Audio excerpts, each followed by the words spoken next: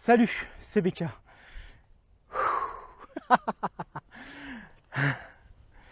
Je viens de faire mes 60 premiers kilomètres avec cette bécane et je vous le dis tout de suite, elle est débile. Ou alors, elle me rend débile. C'est peut-être ça le vrai terme. Alors, bienvenue. Ceci est une CF moto, une moto chinoise, la 450 MT. Alors, je viens d'en faire l'acquisition, je l'ai acheté à City Bike 69 à Vénissieux, au Motown, pour ceux qui connaissent. Mais donc là, on va se faire un petit tour de cette moto. On va voir un peu les caractéristiques. J'ai prévu plein de vidéos sur cette bécane, donc n'hésitez pas à vous abonner. Il y aura un essai routier juste après. Pas que routier, parce que comme je l'ai dit, elle m'a rendu débile. Donc je suis allé aussi dans les chemins. Et clairement, vous n'êtes pas prêts. Moi, j'étais pas prêt. Je vous le dis direct, j'étais pas prêt. Elle est vraiment sympa. On va faire aussi tout ce qui est personnalisation. Donc on va lui mettre les protections, les sabots moteurs, pare-main, des protège-phares, des machins. On va lui mettre aussi plein de conneries. J'ai fait des conneries sur AliExpress. Donc il y aura des vidéos où on va l'équiper, on va l'améliorer, on va la protéger. On va faire plein de choses. On va la tester. On va l'emmener dans des trucs vraiment compliqués. Tous les endroits où j'ai pas réussi à passer, où j'ai galéré. Elle va y aller. Elle va y aller. On va voir si ça passe plus facilement.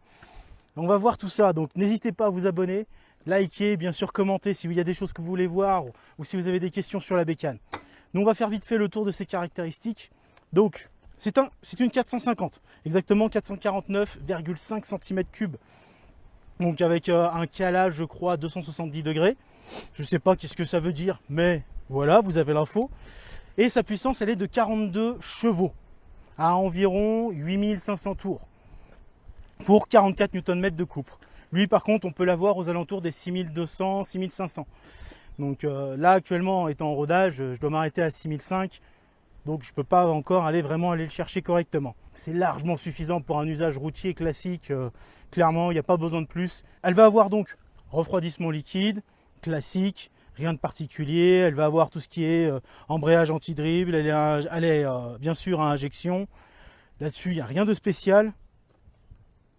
Moi, les trucs pour lesquels j'ai été vraiment étonné et pour lesquels je me suis quand même orienté, c'est plus pour son châssis. Donc ça va être tout ce qui est suspension. Suspension, on va être sur du Kayaba normalement. On va avoir donc une fourche à l'avant de 41 mm et avec 200 mm de débattement. Normalement, elle est réglable en compression et en détente. Par défaut, je crois qu'elles ont 24 ou 23 clics. J'ai fait mon essai là-dessus, comme ça, j'ai essayé, j'ai vu ce que ça valait. Par contre, j'ai fait sauter la bécane. Des trucs que quand je sautais avec la Transalp, ça passait pas, je me mettais en butée, etc. Et bien là, il n'y a pas eu de butée. Je vous le dis tout de suite, il n'y a pas eu de butée, ça a bien réagi.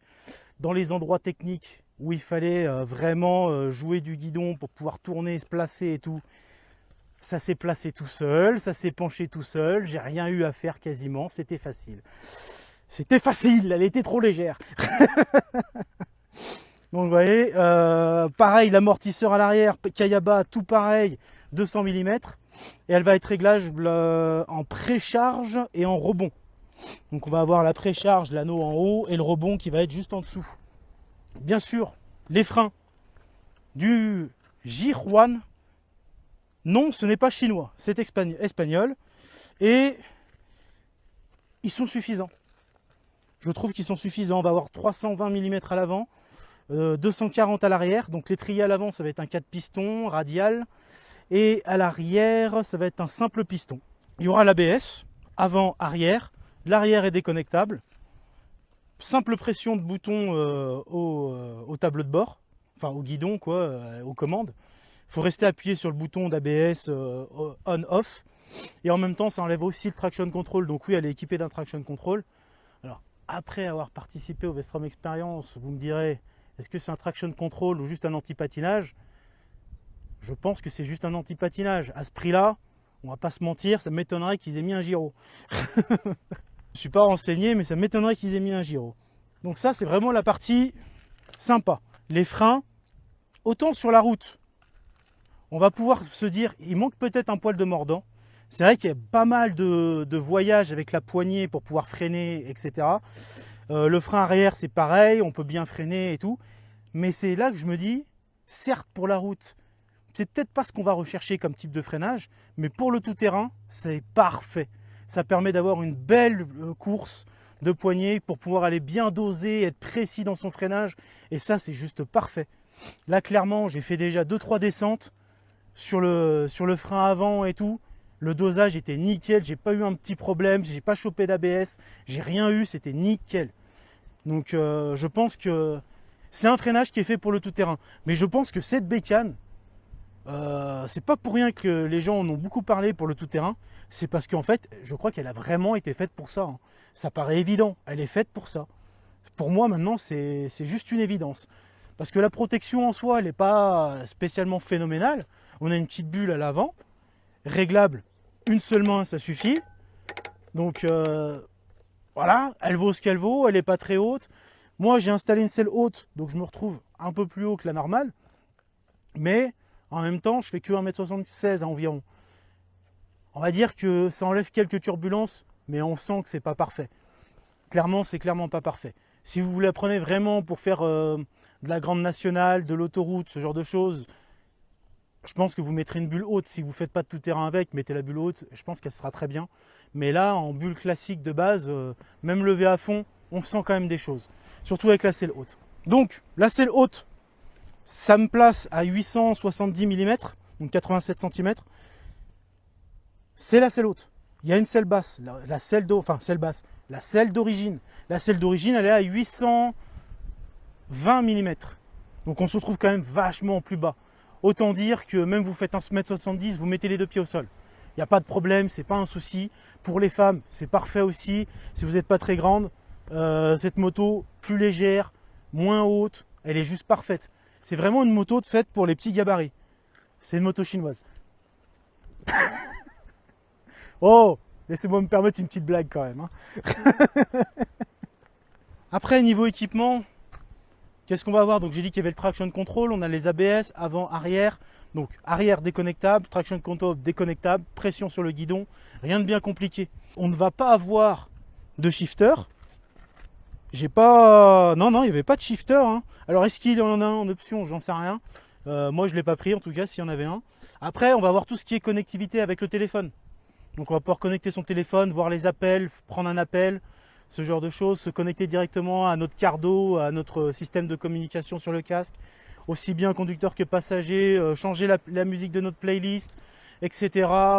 Modifier le volume, tout sur la commande au guidon.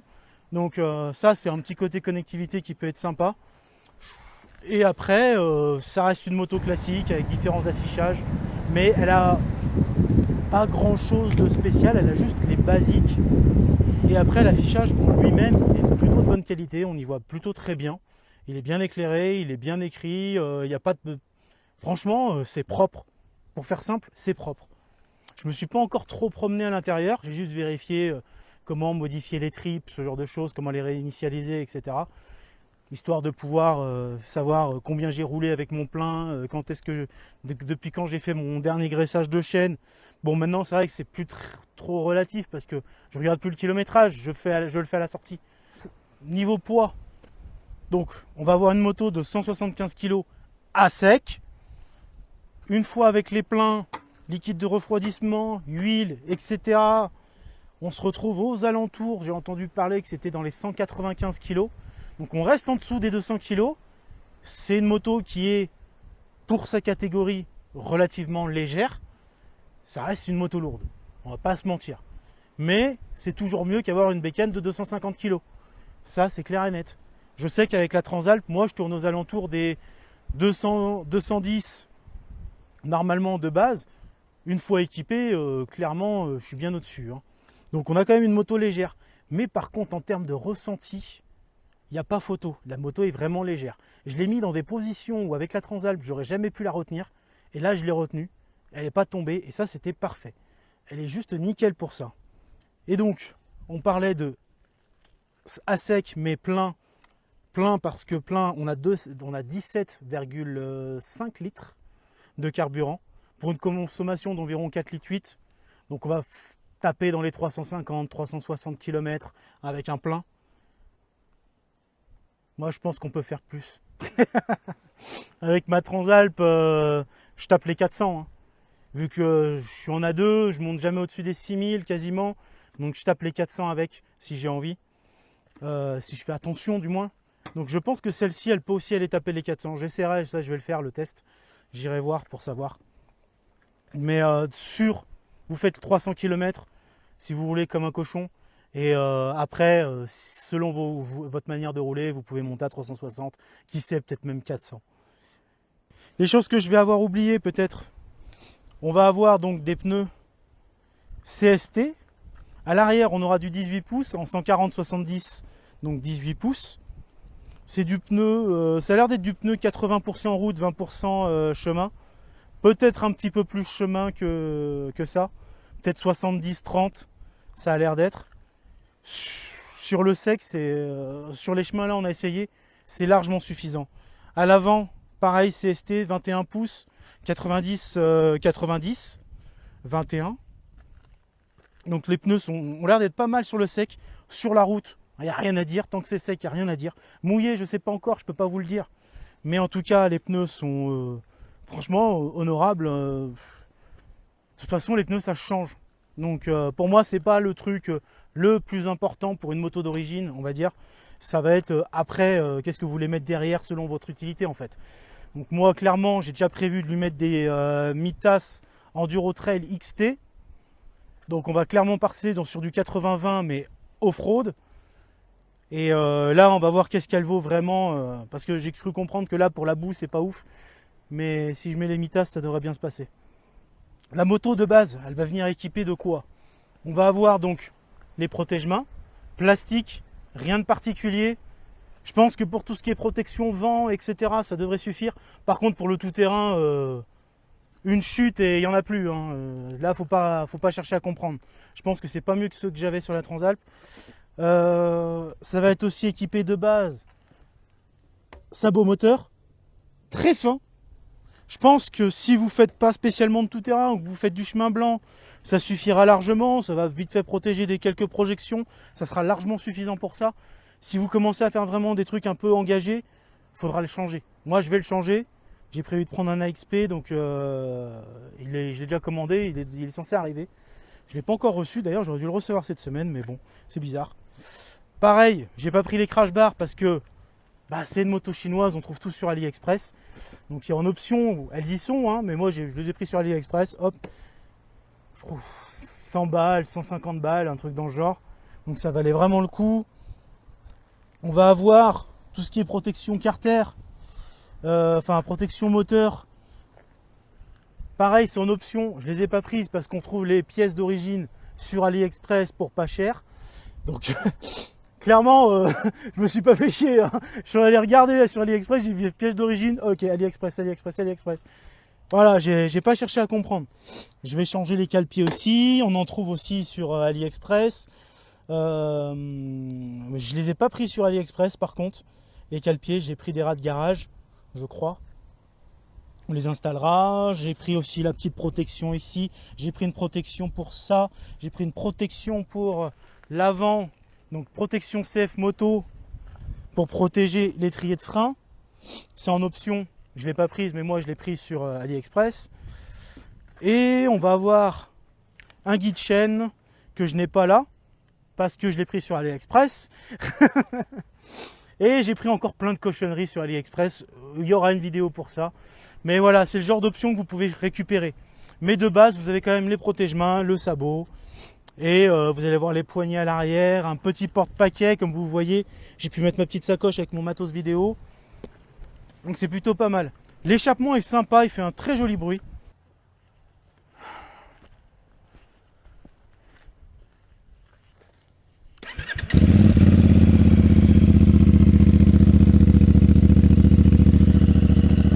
Ça, c'est du bruit.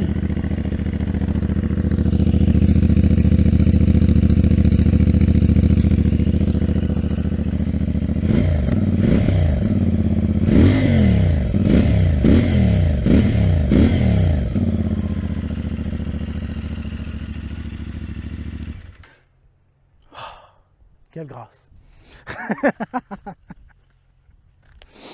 Oui, pour ce petit bicylindre, il est vraiment pas mal. Il fait un joli petit bruit.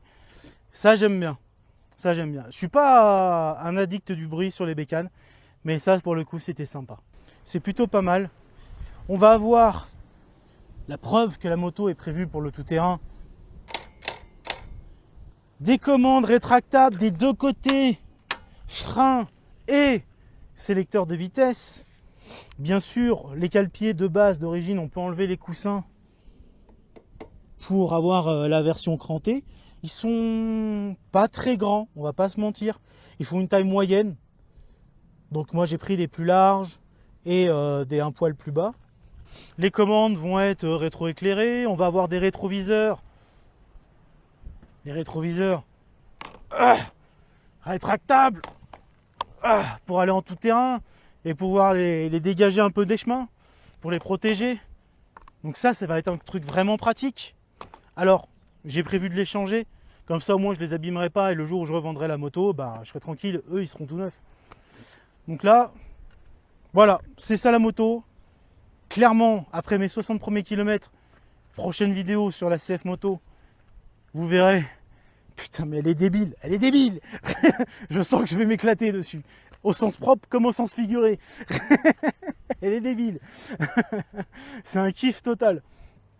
Donc le projet c'est ça, c'est tout terrain, on va voir qu'est-ce qu'elle vaut. Je vais l'emmener là où il faut pour pouvoir la tester à fond. On va faire des vidéos où on va l'équiper. Je vais vous montrer tout ce que je vais lui mettre, tout ce que je vais équiper et tout ça. Je vais essayer de faire les choses un peu plus proprement que j'ai fait avec la Transalp. Cette fois-ci, on va bien compartimenter les choses. Comme ça, vous aurez tout, la totale. Donc abonnez-vous. Ma moto principale, ça reste la Transalp. Là-dessus, il n'y a pas photo. Je continuerai de rouler en Transalp. Mes projets d'aller au Lone Rider Trophy, etc., c'est la Transalp. D'ailleurs, prochain projet, c'est ce week-end. Selon comment je poste ouais, normalement, je vais la poster le week-end du Trail Adventure Days. Je serai au Trail Adventure Days. Oui, mesdames et messieurs, j'irai. Vous pourrez me croiser là-bas si vous y allez. Je ferai les 3 jours. J'arriverai dès le vendredi et je ferai samedi, dimanche. Donc, vous pourrez me croiser avec ma Transalp là-bas. Il y aura des vidéos dessus. Je vais essayer de bien faire les choses aussi. Je vais essayer beaucoup de choses. Mais il faut que j'arrête de dire que je vais essayer. Il faut que je dise je vais faire. Fais-le ou ne le fais pas. Il n'y a pas d'essai, comme disait mon maître. Voilà. On peut terminer cette vidéo ici. On se retrouve dans la prochaine où je vais faire mes premiers tours de roue avec. Ah ouais. Non mais elle réagit tellement mieux. Oh bordel. Oh, les passages de racines.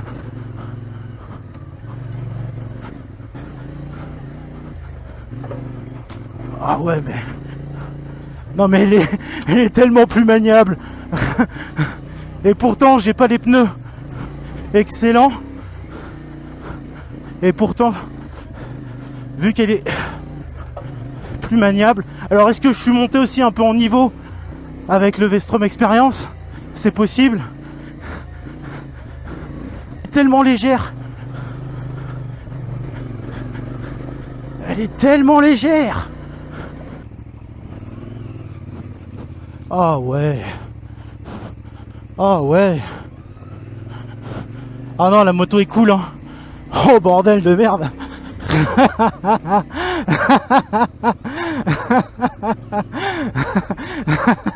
Oh putain, je la kiffe. Oh bordel de merde. Mais oui, mais je peux même sauter avec. Je peux sauter, ça tape moins.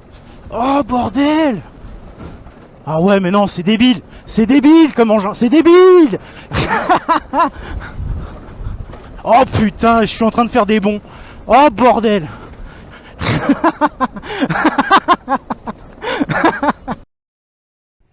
Vous me verrez faire mes premiers tours de roue. Il y aura un essai plus poussé off-road après. Mais déjà, on aura les premiers tours de roue avec un petit teasing d'off-road. Je vais vous souhaiter... Non, tout d'abord, likez, commentez et abonnez-vous surtout pour la suite. Et ensuite, je vais vous souhaiter une bonne journée, une bonne soirée. Enfin, c'est vous qui voyez. Et on se dit à la prochaine. C'était BK. Ciao.